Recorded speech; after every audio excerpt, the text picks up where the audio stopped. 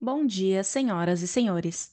Sejam bem-vindos à teleconferência da IMC para a discussão dos resultados referentes ao quarto trimestre de 2024. Esta teleconferência está sendo gravada e a apresentação está disponível no site da companhia. Informamos que todos os participantes estarão apenas ouvindo a teleconferência durante a apresentação e, em seguida, iniciaremos a sessão de perguntas e respostas quando mais instruções serão fornecidas. Antes de prosseguir, aproveito para reforçar que previsões acerca de eventos futuros estão sujeitas a riscos e incertezas, que podem fazer com que tais expectativas não se concretizem ou sejam diferentes do esperado. Estas previsões emitem a opinião unicamente na data em que são feitas e a companhia não se obriga a atualizá-las. Nessa conferência está presente o Sr. Alexandre Santoro, CEO da IMC. Gostaria agora de passar a palavra ao Sr. Santoro, que dará início à apresentação. Por favor, Santoro, pode prosseguir. Obrigado, Carol. Bom dia e muito obrigado a todos por estarem conectados aqui hoje no nosso call de resultados sobre o quarto trimestre e full year de 2024 da IMC. Ontem, como acredito que a maioria de vocês tenha acompanhado, foi um dia importante para nós, onde não somente a gente anunciou os resultados, mas também a criação de uma JV para acelerar o crescimento do KFC no Brasil. Mas antes de entrar nos detalhes desses dois assuntos, eu gostaria de aproveitar aqui a oportunidade para agradecer ao Rafael Bossolani pela parceria ao longo dos últimos anos. Foi uma jornada importante e nós somos gratos aqui pela contribuição dele à IMC. Desejo muito sucesso em seus novos desafios e projetos pessoais e profissionais. Também quero aproveitar para dar as boas-vindas à Natália Lacava, que assume como a nossa nova sócia e CFO e se junta oficialmente à IMC na próxima semana.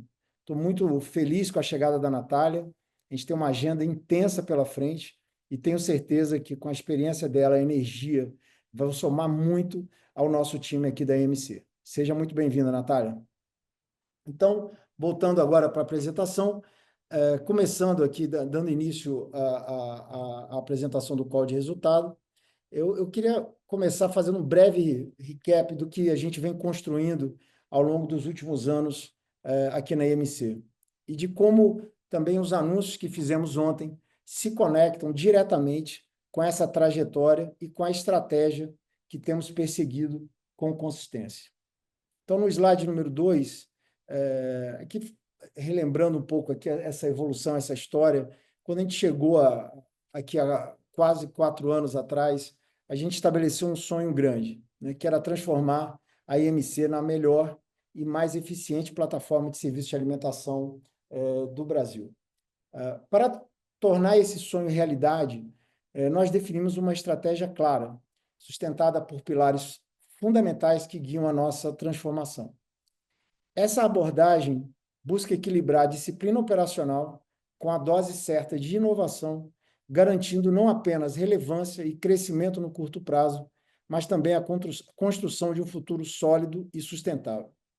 A nossa missão é oferecer uma experiência excepcional aos nossos clientes. Isso é o que impulsiona o aumento da base e a frequência dos nossos consumidores em nossas lojas. A maior força da IMC está em suas marcas. Marcas que são reconhecidas, admiradas e, acima de tudo, desejadas pelos consumidores. E o mais importante, ainda há um enorme espaço para crescer. Um potencial que estamos apenas começando a destravar. E como mostra aqui nesse primeiro slide, nós vemos entregando consistentemente a melhoria no resultado e pelo 4º ano consecutivo a gente cresce o EBITDA e crescem as nossas margens, dando a certeza que nós estamos trilhando um caminho correto. Seguimos comprometidos com a disciplina na execução e confiantes de que estamos no caminho certo para alcançar os objetivos de longo prazo. Então, agora, entrando mais especificamente no resultado do ano passado e do trimestre, a gente está agora no slide número 3. O 2024 foi um ano no qual a nossa receita ela ficou aquém do que a gente tinha planejado, e sabemos que a evolução em nossos resultados, apesar de positiva, ela poderia ter sido ainda mais significativa. O destaque negativo, a IMC enfrentou uma ruptura importante na cadeia de suprimentos em abril, também foi fortemente impactada pela tragédia que aconteceu no estado do Rio Grande do Sul, onde a gente tem operações relevantes tanto da KFC quanto de catering. Mas em números, né, a gente olha, a companhia ela encerra o ano de 24 com um crescimento de 5,5% na receita líquida nas operações no Brasil, no consolidado, impactado negativamente pelas operações nos Estados Unidos, a receita avança 2%. Esse desempenho reflete, em parte, o impacto de uma otimização no portfólio, com encerramento de lojas de baixa performance, o que afetou diretamente a base comparativa. A IMC apresentou um crescimento de 3% no same-store sales no Brasil, em parte devido a uma maior seletividade em campanhas promocionais, principalmente através de agregadores, o delivery. Mas essa ação teve um forte impacto nas vendas, nas mesmas lojas. E o crescimento das transações no balcão, que foram positivas, não foram suficientes para compensar esse impacto. Paralelamente, os esforços na otimização das estruturas corporativas e na melhoria de processos internos contribuíram para uma redução de 8,3% no nosso G&A quando comparado a 2023. Então, a somatória dessas iniciativas, que incluiu vendas mais seletivas, com maiores margem bruta, e a redução do G&A, junto com o fechamento das lojas de performance negativa, essa combinação de fatores impulsionaram o nosso EBITDA ajustado, que cresceu 14% com relação ao ano anterior, com a margem atingindo 13,6%, um avanço de 142 bips, consolidando essa trajetória de crescimento pelo quarto ano consecutivo. E encerramos o ano também com o nível de endividamento controlado em 2,4 vezes o EBITDA dos últimos 12 meses. Falando um pouco de receita, a primeira parte é o próximo slide. A gente vê que a companhia encerra o ano com 614 lojas. Aqui é o efeito líquido, né? Como eu citei, a gente fechou algumas lojas, a gente abriu algumas outras. O efeito líquido é de crescimento de 39 lojas. Tá?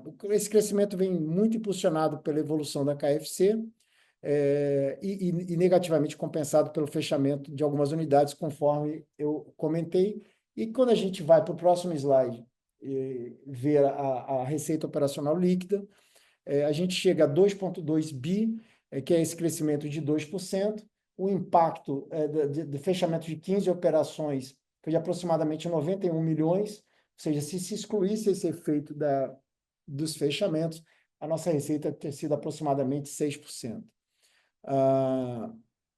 Isso explica, em parte, né, o porquê da receita ter sido um crescimento de 2%, e a outra parte vem, como eu comentei, da performance do same-store sales, que eu vou falar mais em detalhes ao longo da apresentação sobre as marcas.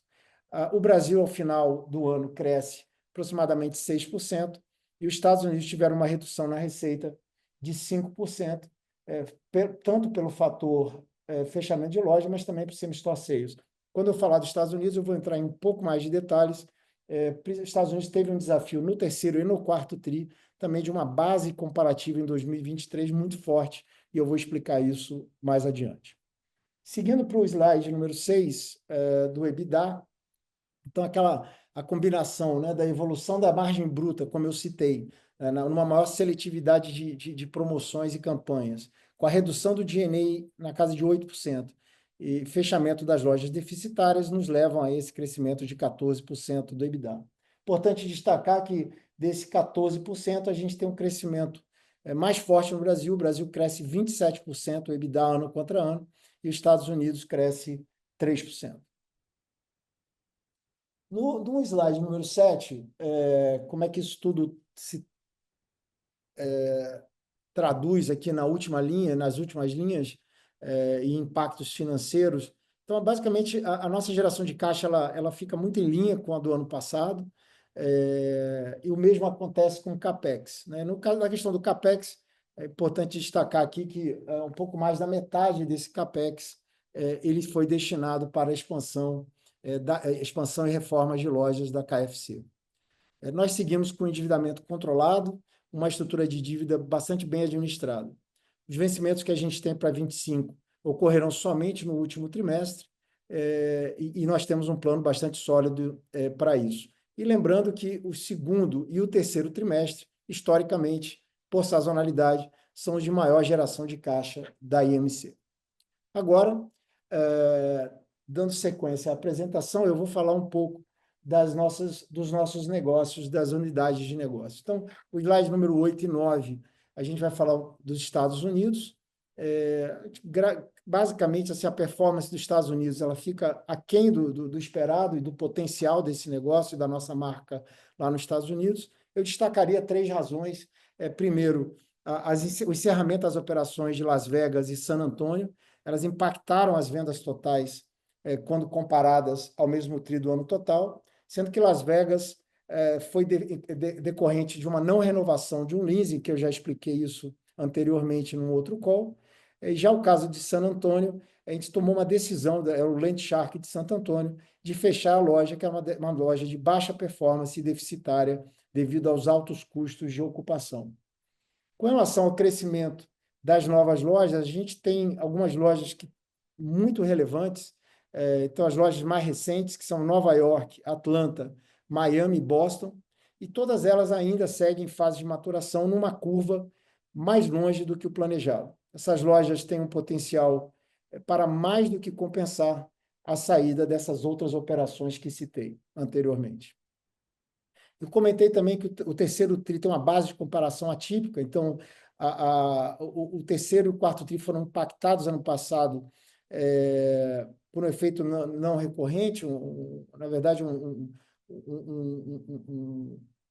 foi o falecimento, né, do cantor Jimmy Buffett, que nós lamentamos bastante, mas que na época ele, como dono da marca, Margaritaville e Land Shark, provocou a comoção pelo falecimento dele, provocou um aumento grande de tráfego em nossas lojas e criou uma base de comparação mais complicada.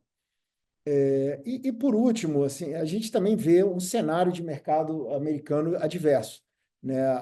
Se acompanharem as outras marcas nos Estados Unidos, acho que de uma maneira geral foi o segundo semestre, principalmente, um ano duro em termos de vendas, com muitas marcas tradicionais reportando venda nas mesmas lojas negativas, né? Então, a gente tem uma série de ações em andamento. O nosso grande foco é o aumento do fluxo, do tráfego em nossas lojas, adequando as ofertas de produto, preço, entretenimento, a depender da realidade de cada uma das lojas. Então, isso foi o resumo dos Estados Unidos. A gente tem no próximo slide, as nossas marcas nacionais junto com o negócio de catering. Que isso agora está no slide número 10, teve uma performance bastante forte, a gente cresce 20% de same-store sales nesse negócio, com um destaque grande para as operações de aeroportos. A abertura do aeroporto de Salgado Filho foi um ponto positivo também, mas principalmente a gente conseguiu a renegociação de alguns contratos ao longo aí do semestre e tem um impacto bastante positivo no último TRI, junto com a aquisição de um negócio que foi temporário, mas que nos ajudou, dentro da operação de catering, a aumentar não só a receita, como também o resultado dessa unidade de negócio. Tá? Temos evoluído no serviço e nas operações dessas marcas e vem sido traduzido numa evolução de margem. Agora, dando sequência, falando sobre o negócio da Pizza Hut, que é uma marca icônica, reconhecida e amada pelos consumidores e ainda com muita oportunidade de melhorias, tanto em receita quanto em formato de loja, mas também, por consequência, em rentabilidade. Eu costumo dizer que o nosso negócio da Pizza Hut ainda hoje ele é menor que a marca. A marca é uma marca muito forte, com muito potencial, e o nosso negócio segue em crescimento, mas com potencial ainda de dar saltos representativos. A venda digital é um capítulo importante, mas aqui fica claro que a venda nos agregadores ela anda de lado, ela retrocede um pouco ano contra ano, um pouco pela questão da seletividade das promoções de delivery. O aplicativo próprio, mas tem uma evolução positiva. A gente está lançando uma nova versão agora, com um novo parceiro, que a gente aposta muito nessa melhoria, inclusive, do nosso app, para a gente seguir melhorando o nível de serviço ao final para o nosso consumidor, fazendo a experiência ser a mais fácil e sem fricção possível. Tá? Então, um outro ponto, para finalizar, é que a gente tem trabalhado muito em conjunto com a Pizza Hut Internacional no desenvolvimento de novos formatos e pensar em otimizar, e pensando e testando alternativas para a otimização de CAPEX e OPEX, né, com o objetivo de expandir essa marca prioritariamente através de franquias. E essa abordagem, obviamente, nos permitirá crescer de forma mais rápida e com menor alocação de capital próprio. Seguindo agora a apresentação, a gente vai para o slide 12, desculpa, o slide número 13, que vamos falar do nosso querido frango assado. O ano de 2024 foi marcado por avanços importantes na rentabilidade da rede de frango assado, impulsionado principalmente pelo controle de custos e despesas nas operações, e mesmo tendo o impacto negativo de dias tipo, devido a uma menor incidência de feriados em 24 do que quando comparado a 2023. Esse ano a gente encerrou também 3 operações por mudança de perfil nos sites que estavam desalinhados com a nossa estratégia, que não eram rentáveis e com alto custo de ocupação. Né? Foram 3 lojas. O nosso foco, acho que segue sendo e vai continuar sendo a melhoria da experiência dos nossos consumidores, dos nossos clientes. E nesse sentido, a gente vem tomando uma série de ações, a gente vem reformando as principais lojas, temos trabalhado também em desenvolver novos formatos, como o Frango Assado Express, além de aumentar a visibilidade das unidades nas rodovias. Essas reformas fazem parte de uma estratégia mais ampla para modernizar e tornar as lojas ainda mais atraentes e eficientes para os nossos consumidores. Nós estamos redesenhando por completo a experiência do cliente, alinhada com um detalhado plano de expansão. A parte digital do frango assado também tem uma evolução representativa. A gente cresceu muito as nossas vendas digitais, com o programa de fidelidade do frango assado, que já conta com aproximadamente 400 mil clientes cadastrados. Eles possuem uma grande fidelidade, os nossos clientes dentro desse programa, uma medida que aumenta a recorrência ainda mais desses clientes e a gente busca cada vez mais atrair mais consumidores para as nossas lojas. Tá? A transações, interessante ver que nas lojas, a gente tem o self-checkout nas nossas lojas e elas já representam mais de 75% total das transações de checkout nessas lojas. A gente também tem avançado muito na questão de inovação de produtos e vai seguir sendo um grande foco sempre na inovação e elevação da experiência e na qualidade dos produtos vendidos em nossas lojas. A oportunidade de crescimento, né, de expansão do frango assado, ela é enorme. A gente está mais focado do que nunca em explorar as oportunidades que esse negócio tem. E para dar um exemplo, a conversão de lojas, acho que é uma maneira inteligente de crescer esse negócio, com um CAPEX relativamente menor, como a gente fez agora no caso do novo frango assado de Guararema, que não só a gente ocupa um espaço na rodovia num ponto já existente, mas também, ao fazer a conversão, você elimina um concorrente. Por fim, estamos cada dia mais animados com a performance e o potencial desse negócio do frango assado. Indo agora para a KFC, a gente vai falar um pouco aqui dos 2 assuntos, né, de performance, mas também eu vou aproveitar o momento para falar sobre o que a gente anunciou ontem sobre a criação da JV. Começando com a questão do resultado, então a gente vê a KFC ela vem evoluindo, vem crescendo muito ao longo dos anos. A gente já passa de 230 lojas aqui no país.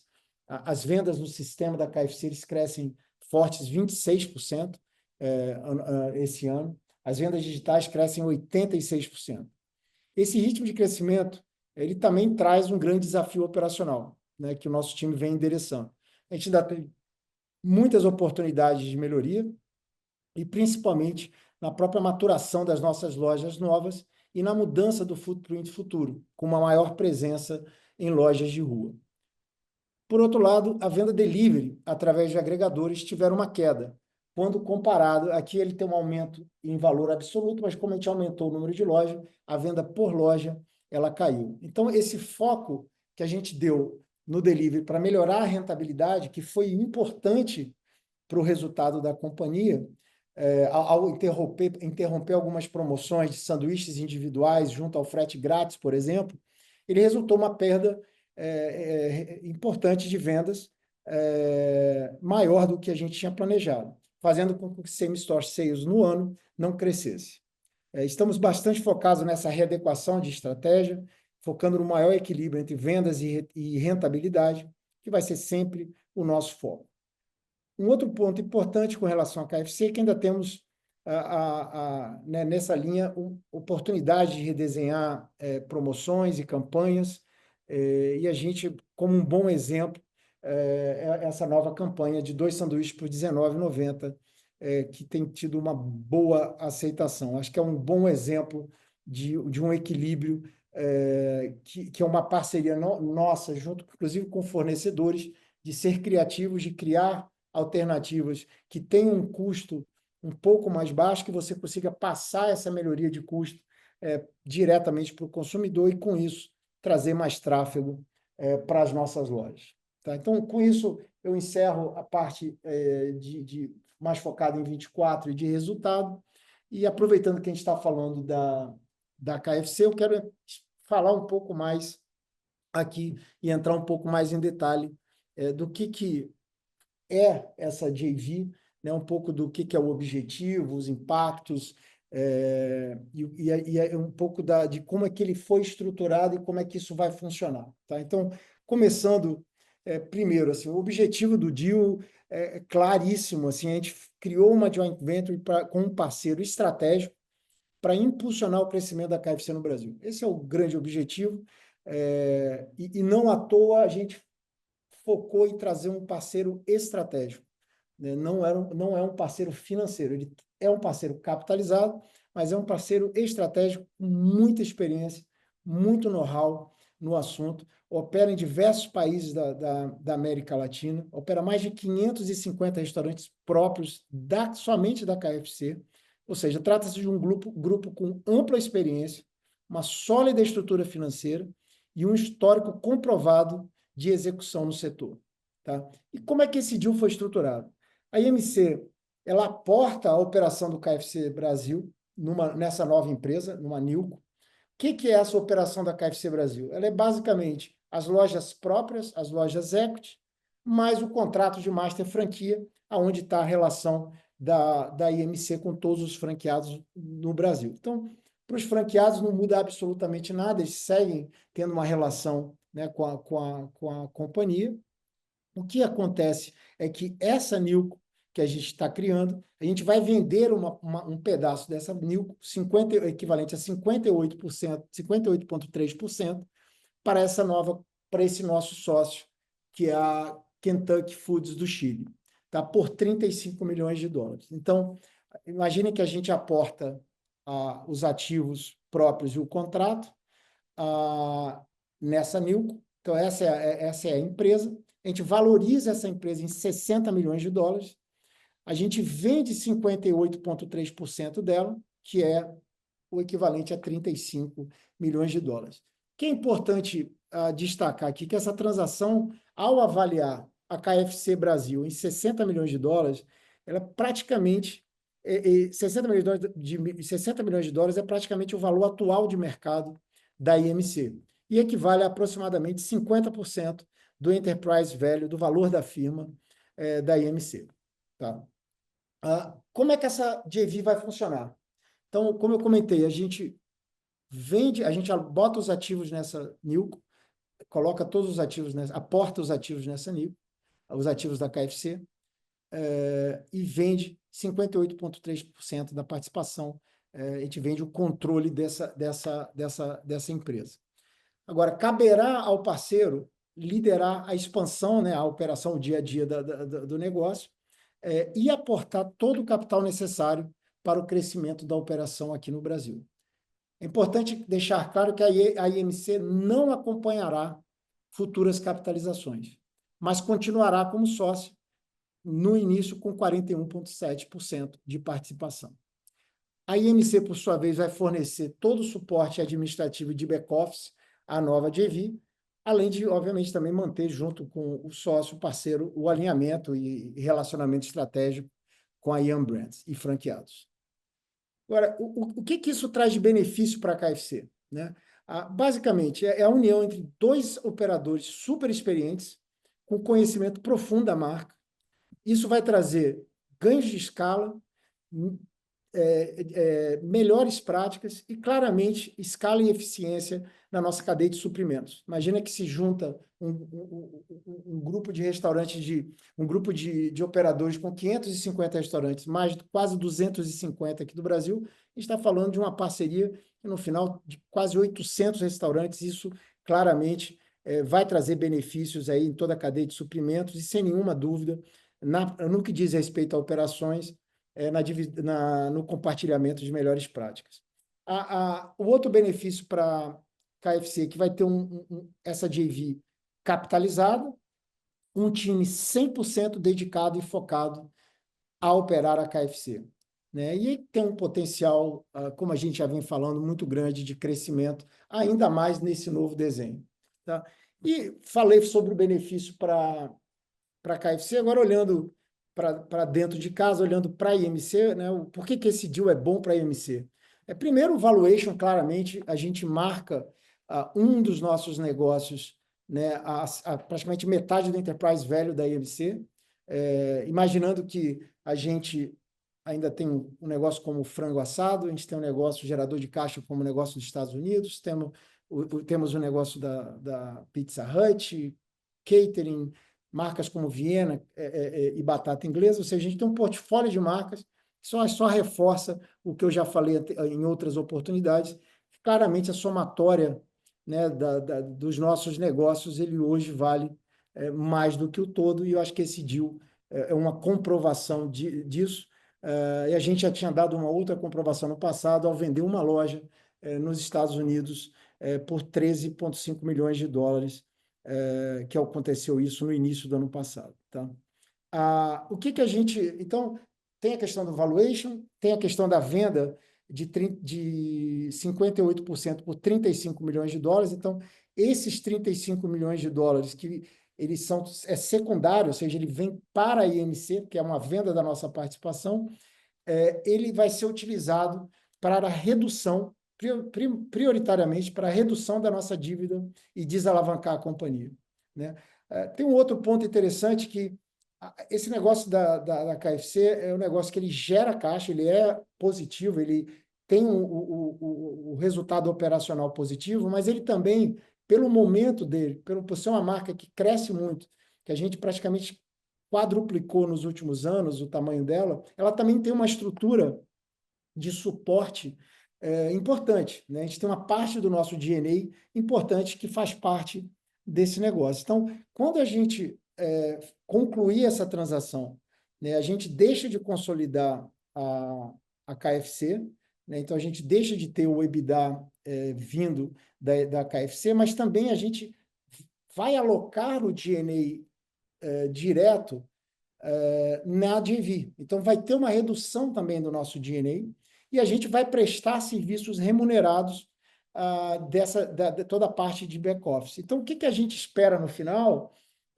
é que o impacto no EBITDA da companhia ele não vai ser tão grande, ele deve ser provavelmente menor do que 10% do EBITDA atual, levando em consideração esses fatores, que tem o EBITDA, sim, que a gente deixa de consolidar, mas também a gente vai alocar DNA na JV e vai ser remunerado, parte do DNA que a gente tem que presta serviço vai ser remunerado pela JV. Tá? Tem um outro benefício, que é uma redução significativa, né, claramente, da necessidade de CAPEX futuro.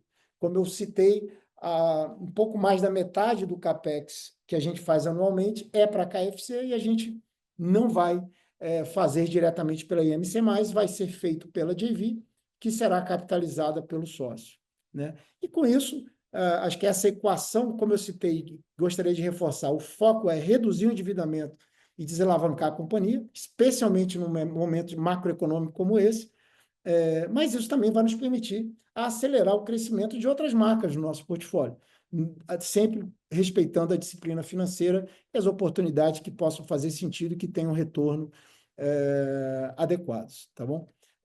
E, para concluir, a gente segue sócio na JV, né? Ou seja, a JV, a gente acredita muito no negócio da KFC, acredita muito no parceiro, acredita muito na parceria com ele e com a Yum. Então, a gente entende que esse negócio da KFC vai valer muito mais ao longo dos próximos anos, vai estar em muito boas mãos nessa parceria entre a gente e a Kentucky Foods do Chile.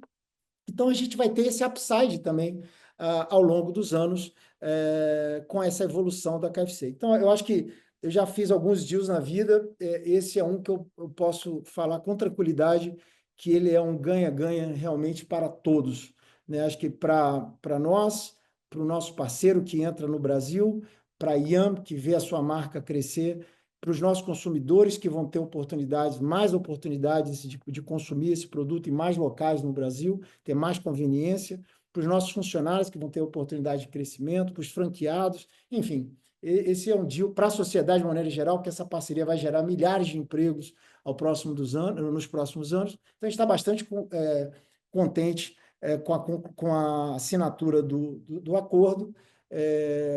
E agora a gente tem bastante trabalho ainda. Óbvio que a gente imagina que o fechamento, a conclusão da operação vai se dar no início do terceiro tri, então ainda tem bastante trabalho, mas a gente está bastante confiante aqui com a decisão e com o desenho dessa parceria, tá bom? Então, acho que falei bastante da JV, realmente é uma transação transformacional para nós.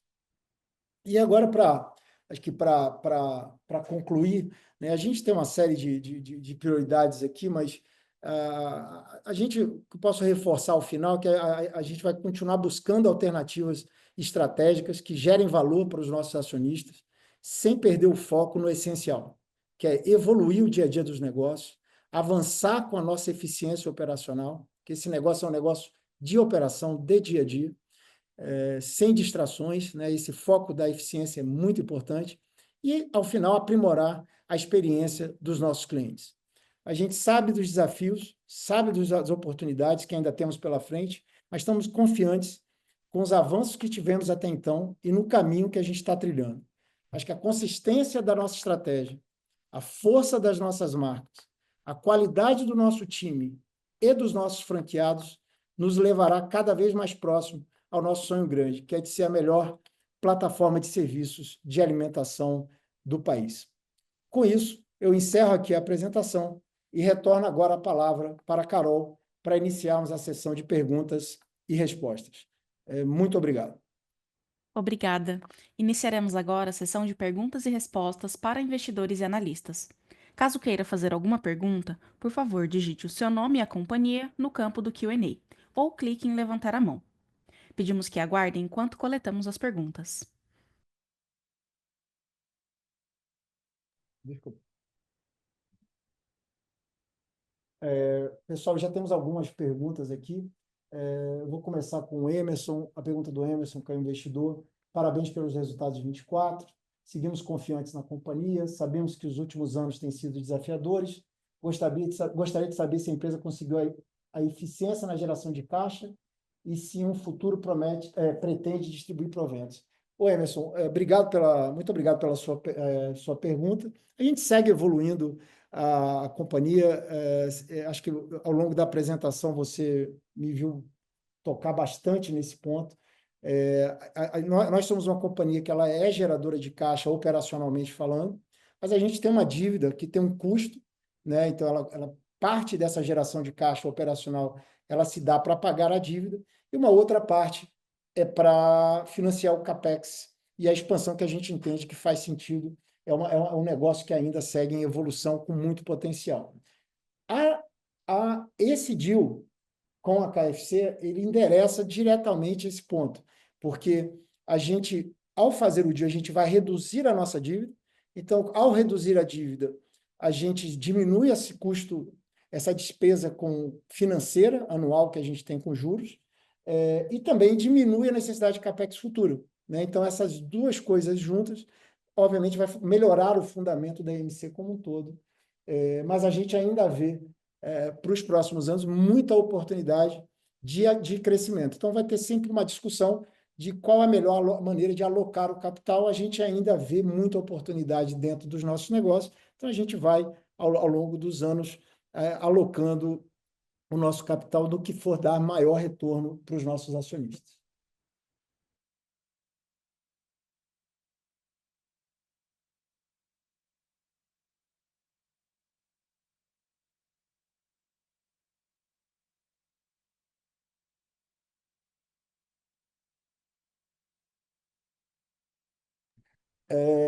Tem mais uma pergunta aqui do Ricardo, da Tagos. Bom dia, seria possível dar maiores detalhes do plano de expansão do frango assado, número de lojas, distribuição geográfica, tamanho de lojas, etc. Ricardo, obrigado pela tua pergunta. Olha só, o frango, ele tem um potencial assim muito grande. A gente entende em todo o país, tá? Para começar, a gente tem como princípio aqui na IMC ser muito focados para a gente não. A gente acredita muito no poder de ser focado. Então, a gente, quando olha hoje o estado de São Paulo e as suas grandes rodovias que conectam com Rio de Janeiro, Minas Gerais, indo para o sul, ou para o interior de São Paulo, subindo para o Mato Grosso, tem muita oportunidade. O que a gente vê primeiro, a priorização nesses circuitos, né? Então, imagina Dutra, Fernão Dias, Anhanguera, Bandeirantes, Dutra, essas são as grandes prioridades nossas, Castelo, essas são as grandes prioridades em termos de região. Em termos de formato de loja, a gente tem hoje 23 lojas, só que com perfis muito diferentes. A gente tem lojas bastante grandes, como Carvalho Pinto, Caieiras, Cajamar, Diadema, e temos outras lojas um pouco menores. A nossa prioridade, dado ainda o potencial que tem em aberto nas rodovias, e quem viaja sabe disso, que ainda existe muita oportunidade de ter uma parada segura, com a comida de qualidade, com banheiro limpo e principalmente com segurança. A gente olha o formato de lojas grandes ainda como ainda temos muita oportunidade dentro desse circuito. Eu não estou nem falando fora do estado de São Paulo ainda, dessas grandes artérias, tá? E o que a gente quer em termos de futuro para o frango assado é priorizar essas lojas maiores nesses eixos que eu te comentei. Para você ter uma ideia da desproporção que é uma loja maior, né, versus uma loja média ou pequena, a gente, com aproximadamente 10 lojas, entre 8 e 10 lojas, equivalentes às lojas grandes que a gente tem, ou seja, se a gente conseguir abrir, e tem potencial para muito mais do que isso, mas se a gente conseguir entre 8 e 10 lojas nos próximos anos, tem um potencial de dobrar o tamanho, quer dizer, não dobra o número de lojas, mas dobra em termos de faturamento e rentabilidade. Então, o caminho, respondendo de maneira clara a sua pergunta em termos de estratégia para o frango assado, é esse: a gente ser muito seletivo nos sites, buscar sites grandes. Aqui não é o número de loja que vai contar, mas a qualidade e o tamanho da loja. Tá bom? Muito obrigado aí pela tua pergunta.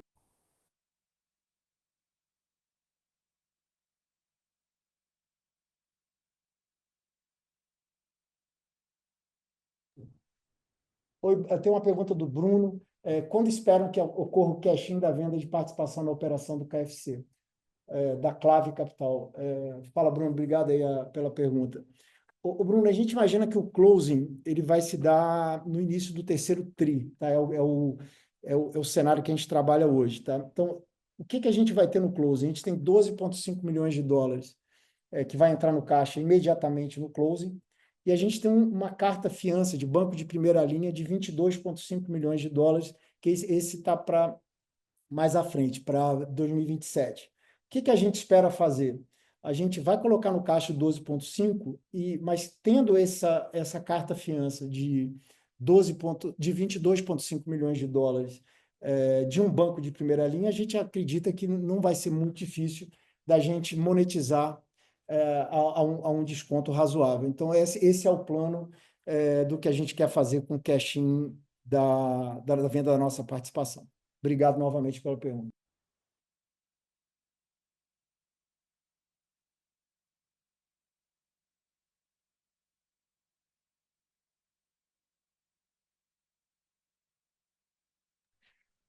Tem mais uma pergunta do Matheus Parisi, da Alimac.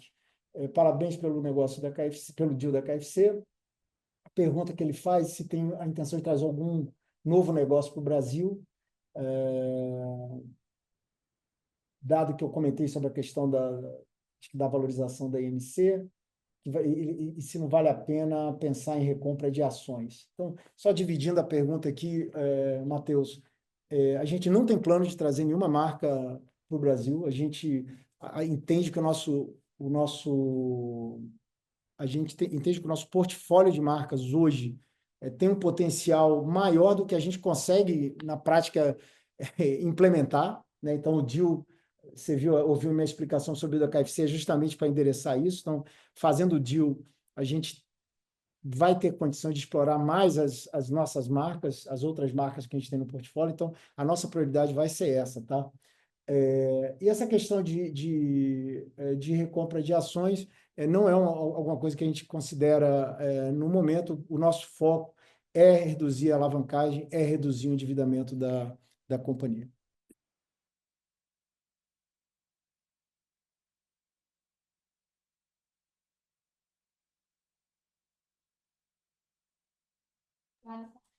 Oi, Roberto Dunk, do ABC. Obrigado aí pela pergunta, Roberto. Você está perguntando, eu vi que tem mais de uma pergunta, desculpa, qual o CAPEX. Desculpa, só mais uma pergunta. Eu vou tentar pegar a primeira, Roberto, e vou tentar responder as outras numa só, tá? Então, com a JV, a IMC será diluída ao longo do tempo, na medida que só o controlador novo aportar capital? É uma pergunta. E qual o CAPEX anual que a KFC tem feito? Então, na verdade, são duas perguntas. Então, primeiro, sim, Roberto. O que vai acontecer? A gente começa a sociedade 5842. Ao fazer o closing, vai ter um aporte, uma capitalização nessa JV, né, para fazer frente aos investimentos e o crescimento. Nesse momento, a gente vai ser diluído porque a gente não vai acompanhar. Tá? Mas imagina qual é a lógica: a cada capitalização, a companhia vai valer mais. Então, o nosso percentual vai ser um pouco menor de um negócio maior. Né? Então, em termos de valor para a IMC, a gente entende que essa equação, no final, vai ser super positiva. Tá? A questão do CAPEX, eu comentei lá naquele slide do financeiro, aproximadamente, Roberto, metade. Então, alguns anos foi um pouco mais, ano passado acho que foi um pouco mais da metade, mas é o ritmo aí de aproximadamente 60 milhões de reais, 50, 60 milhões de reais por ano. Obrigado aí pelas suas perguntas, Roberto.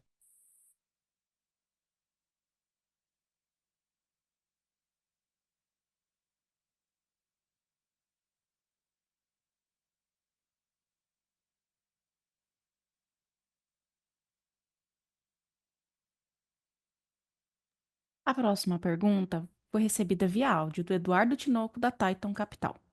Eduardo, pode prosseguir. Oi, pessoal, tudo bem? Obrigado por pegarem minha pergunta aqui. É, a minha pergunta é direcionada a essa transação aí da JV, se tem alguma alteração no número de lojas que precisam ser abertas ou alguma negociação que está em andamento, conversas entre vocês, a IAM, e o novo parceiro. E se você podia esclarecer um pouco melhor o que seriam esses serviços de back-office que você vai prover aí para a JV. E por último, já pegando um gancho nessa última pergunta que foi feita aí, que fizeram agora, qual seria a expectativa de vocês de diluição anual com esse nível de aberturas e crescimento de lojas e novo CAPEX, né? Oi, Eduardo, Tinoco, da Titan Capital. Obrigado aí pela tua pergunta. Eu vou começar sobre a questão de número de lojas. Esse é um deal, como eu comentei, foi feito a três mãos, né? Então, foi a gente com o novo sócio e com a própria IAM. Então, o que a gente imagina, né, do que está acordado, o que a gente imagina que vai acontecer naturalmente, é uma curva de crescimento muito parecida com o que a gente vem fazendo, tá? Em termos de abertura. Não vai ter uma mudança, acho que no final, com o tempo, vai ter uma evolução, abrir até mais lojas por ano, numa curva que foi negociada. O que é importante aqui, Tinoco, você entender, para aproveitar essa tua pergunta para todos entenderem? O perfil das lojas que vão ser abertas, ele vai mudar bastante. A gente vem de um histórico onde das 230 lojas, majoritariamente a nossa presença está em shopping, para ir para um crescimento majoritário em ruas, seja lojas drive-thru, sejam lojas inline. Principalmente as lojas drive-thru, elas têm um capex individual maior, mas também tem um retorno melhor, né? Então, aqui é uma equação não só de número de lojas, mas também da velocidade que a receita vai crescer, porque ao fazer um investimento numa loja de rua, você tem uma receita por loja maior do que uma loja de uma loja de shopping, tá? Então, tem sim um acordo, e ele prevê a contínuo crescimento para capturar oportunidade aqui no Brasil, num ritmo, principalmente nos primeiros anos, não muito diferente do que a gente vinha fazendo, e com certeza, com o tempo, uma aceleração nesse ritmo. Tá? Com relação à sua segunda pergunta sobre o back-office, é que a gente tem algumas áreas, eu vou te exemplificar aqui, por exemplo, a gente tem uma área única de compras, né, de suprimentos. Então, a gente, no primeiro momento, vai seguir comprando para todos os negócios que a gente tem. Isso não vai mudar. Por exemplo, um outro exemplo, a parte contábil, sabe? De fechamento, toda a parte mais financeira, de controle, tesouraria, caixa, toda essa parte de dia a dia também da JV, ela, num primeiro momento, ela segue como uma subsidiária, vamos falar assim, da IMC, então tendo esse suporte nosso, que a gente combinou com o parceiro, óbvio, alguns desses serviços têm um custo específico, aí a gente vai ser ressarcido por esses custos, tá? O objetivo, quando você olha mais longo prazo, essa empresa cada vez mais vai ter um corpo para se justificar ter algumas dessas funções alocadas diretamente na JV. Né? Para a gente não perder sinergia, então todas essas áreas que existe uma sinergia hoje com a IMC, para não aumentar o custo na JV, a gente vai manter aqui e prestando serviço, sendo remunerado por isso. E a diluição, ela vai depender dos aportes, né, claramente, mas pensa, a maneira que eu vejo isso, a maneira que a gente calcula isso o valor econômico da participação ela não vai cair, né, porque você vai ter um percentual menor em cima de um negócio que foi capitalizado que vai valer mais. Então, essa vai ser a dinâmica e a lógica, tá bom? Muito obrigado aí pela pergunta. Ótimo, obrigado. Lembrando que para fazer perguntas, basta clicar em levantar a mão ou enviar com o nome e a empresa através do ícone Q&A. Pedimos que aguardem novamente enquanto coletamos as perguntas. Mais uma pergunta aqui do Luiz Santos, da Lapin Capital. Três perguntas, na verdade. Como está o plano da companhia para melhorar as margens e que medidas estão sendo tomadas?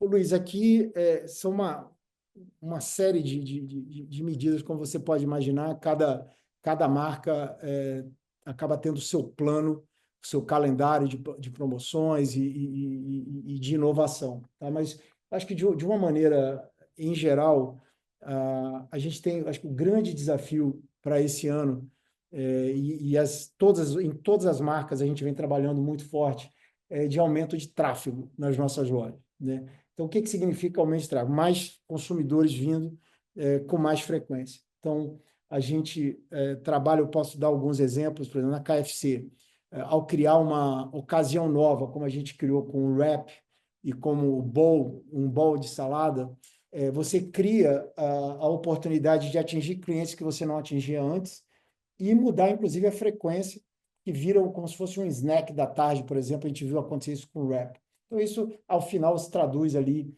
em uma maior venda naquela loja e automaticamente você dilui o custo e você tem uma alavancagem operacional. Né? Olhando a Pizza Hut também não é diferente. A Pizza Hut é uma marca, como eu falei no call, muito forte.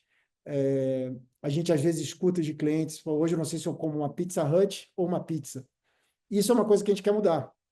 A gente quer que a pessoa pense em pizza, pense na gente, né? Então, não como um nicho dentro da pizza. Então, um exemplo que a gente já vem desenvolvendo, a gente tem que estar mais presente, por exemplo, na solução de uma massa fina, mais parecida com os próprios... boa parte da venda no Brasil é desse tipo de produto. A gente tem uma concentração muito grande nos fins de semana na pizza, e a gente desenvolveu alternativas como o Melts, que é como se fosse um wrap, um calzone, que é individual. A gente desenvolveu pastas. Então, existe uma série de inovações e oportunidades dentro do negócio no que diz respeito a vendas, né? E na questão de margem, aí é uma super disciplina de fazer isso em coisas que tragam venda, mas que tragam margem, né? Trazer venda comprometendo margem não é o caminho que a gente vai estar fazendo. E aí tem um ganho, claro. Esse é um negócio que volta ao ponto da alavancagem operacional, de adequação de mão de obra por loja, né, de ter a negociação correta de custo de ocupação, que tem um peso muito grande em todos os negócios. Né? O frango assado, também, agora, para dar um último exemplo, para você é um negócio que vem evoluindo as margens. Se você olhar nos últimos 4 anos, a gente teve uma evolução super importante, trazendo qualidade para os produtos. A cozinha central tem um papel muito importante, porque a gente controla a produção de uma série de produtos, então a gente consegue ter um preço competitivo, um custo competitivo, sem abrir mão da qualidade, né? Sempre focado em qualidade e inovação. Então, eu acho que te dei alguma, espero ter respondido parte da tua pergunta aí com essas respostas. A segunda pergunta é: podemos esperar novas transações que irão destravar valores da parte da companhia? Talvez vendas de outras operações, como redução dos Estados Unidos. Olha só, a gente ficou, você imagina um deal como esse, demandou aí muita criatividade, energia, tempo e habilidade nossa para conseguir desenhar da maneira que ficou, né? Então, esse foi o nosso foco. A gente não tem nenhuma outra negociação nesse sentido. Óbvio que a gente vai estar sempre aberto aqui, estudando oportunidades e alternativas que possam fazer sentido, tá? Estados Unidos, você faz uma pergunta específica. Os Estados Unidos, a gente acredita que a gente fez investimentos importantes lá, né, nessas lojas como Nova York, Miami, Boston, Atlanta, que esse capex ainda ele vai ser remunerado, vamos falar assim. Então, não é o momento de pensar em fazer nada. Agora, o momento é de elevar os resultados dessas lojas e aí sim, no futuro, a gente pensar alternativas de crescimento para a operação dos Estados Unidos. Mas, no momento, a gente não tem nenhuma outra transação, tá bom? E, por último, a pergunta sobre a Pizza Hut, o que esperar dos mix. Eu acho que eu comentei isso também na minha apresentação, do mix de aberturas, né, entre franquias e próprias. A gente imagina, Luiz, um crescimento bastante focado em franquias. A gente está trabalhando muito em redesenhar perfil de loja, reduzir capex, otimizar o menu para a gente ter um capex ainda mais atrativo, né, menor, para atrair cada vez mais franqueados. Esse é o objetivo. Obrigado pela pergunta.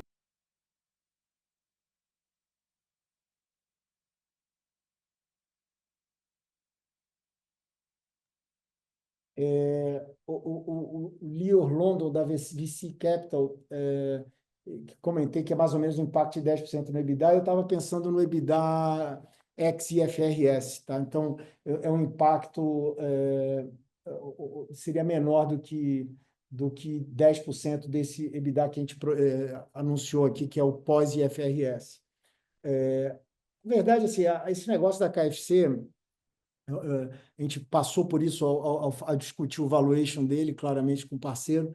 Ele é um negócio que acho que o valor dele está mais no futuro até do que no presente e, obviamente, em todo o potencial de crescimento desse negócio. Então, a nossa conta na discussão aqui não foi um múltiplo de EBITDA, tá bom? Perfeito, eu acho que é isso. Desculpa, a segunda pergunta do Lior London é: Futuras diluições já tem valuation pré-definido. Sim, a companhia vai sendo capitalizada, aí tem uma fórmula, a depender do valor dessa capitalização, né, principalmente nos anos subsequentes, como é que você faz essa conta. Isso já está levado em consideração.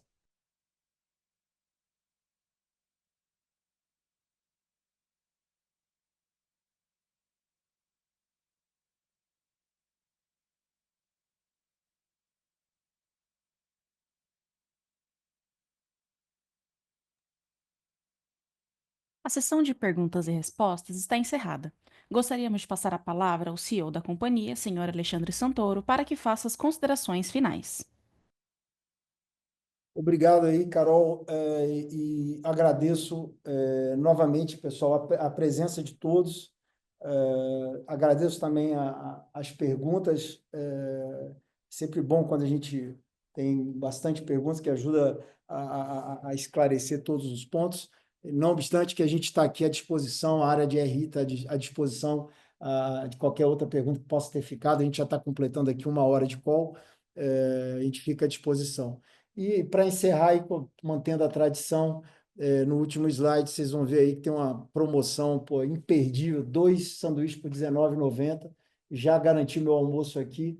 Eu garanto vocês não vão se arrepender. Tenham um bom dia aí, um bom almoço para todos. E mais uma vez, muito obrigado pela presença e participação nesse call do dia de hoje.